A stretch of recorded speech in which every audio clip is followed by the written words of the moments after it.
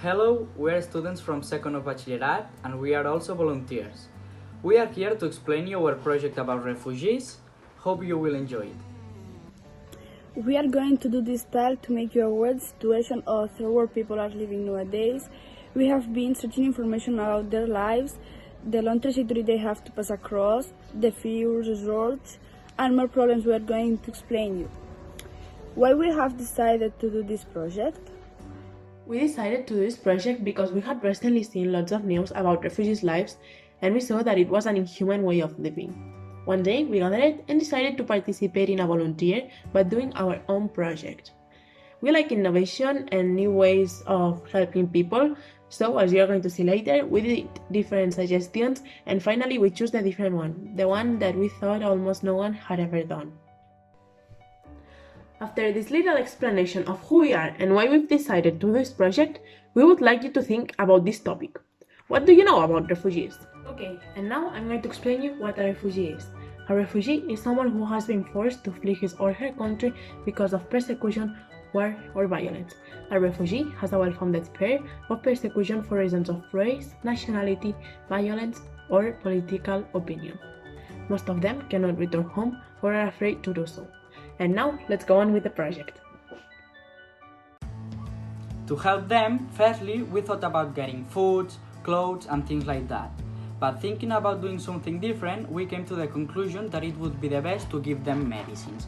Many medicines that we have at home and which we don't use could be given to refugees so that they can be easier recovered from some disease that are nothing to us but can cause death for them.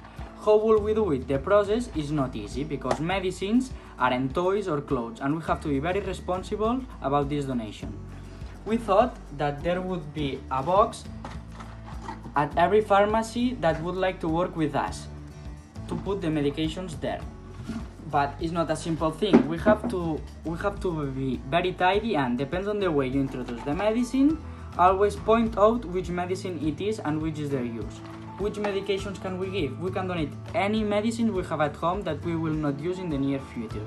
Furthermore, you don't have to worry because there will be nurses and doctors supplying them properly. Thanks for your collaboration. 2/3 of all refugees of the world come from only 5 countries: Jordania, Turkey, Lebanon, Syria, and Afghanistan. We have decided to do some studies about the 5 countries that we have mentioned before. Our conclusions is that our project is only viable for one country. Syria is a sovereign state in the Middle East, currently at war since March 2011. This war was started because some of the citizens of Syria wanted to choose a new president, and political and ideological reasons too. Syria shares borders with Turkey, Lebanon, Iraq, and the Mediterranean Sea. For that reasons, we have chosen Syria to carry out our project. Well, by watching this video we can realize that the situation of refugees are very bad, extreme, and many times human rights are outraged.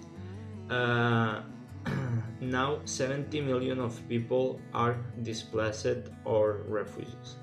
An important part of these people live poorly in refugees camps in very precarious conditions with almost no access to medical attention. These refugees camps don't have many access to drinking water or hygienical conditions, so their inhabitants become at-risk population with the coronavirus. This is the case of Moria camp, one of the Greek island of Lesbos. This about 200 people live. Humanitarian organizations working there warn of this immediate need to evacuate the camp to prevent the coronavirus, which will be impossible to control, given the conditions and the precariousness of the camp. However, the measure of social distancing to stop the contagions become an almost impossible challenge from refugees. From the Libyan coast, many people continue risk their life to cross the Mediterranean to get to European continent. Today, the rescued boats of civil organizations are more direct in the ports as they do not have permission to continue with their rescue activities. So I'm here to help you to understand the situation that refugees are going through. And to do that, I'm going to show you a visual example that it's really easy to understand. Here we have the map of Syria. Imagine that you live in Syria with your family and your friends. You are living a great life and you have all the necessities you need. Food, medicines, and everything needed.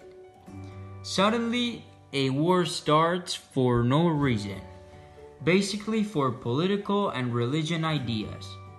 The country starts having economic and social problems, and all those necessities that you had are really hard to get. People die because of the war and also from starve, and you and your family decide to leave the country. But that's not possible because the borders to other countries are closed. So my question is, what will you do in this kind of situation? Obviously, you would like other people from other countries to help you, right? So why wouldn't you do it? So, as we've seen during the project, we complain of little things that we shouldn't.